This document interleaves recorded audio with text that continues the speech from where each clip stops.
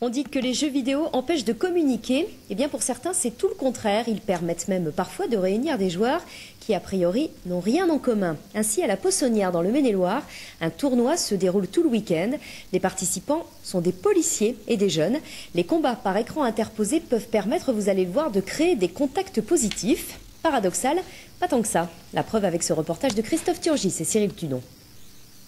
Ah là là là là là là là là, en bas, faut descendre, Nous sommes au cœur d'un LAN, entendez par là Local Area Network.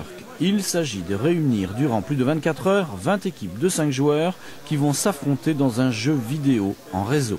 Les mauvais Allemands contre les bons alliés au moment du débarquement, comme si on y était. Mais là n'est pas l'essentiel.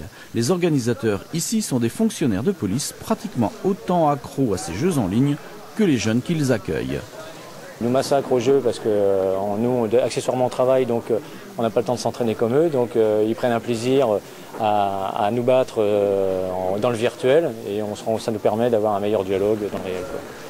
Certains participants ont fait plusieurs centaines de kilomètres, leur encombrant PC customisé sous le bras pour participer. On va affronter différentes équipes, on va pouvoir peut-être remporter des lots si on fait de bons résultats.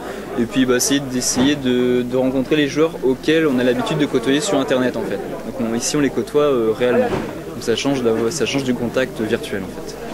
La rencontre entre les deux univers est bien réelle. Objectif, créer du lien en s'affrontant sur le même terrain.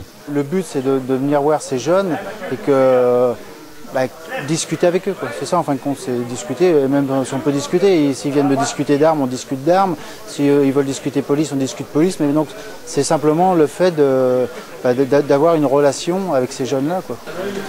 La partie commencera pour de vrai à 20 h et va durer toute la nuit. Au bout du jeu, beaucoup de morts, virtuelles évidemment, car dans les LAN, on meurt souvent, et même plusieurs fois de suite, contrairement à la vraie vie. Après l'univers virtuel, retour à la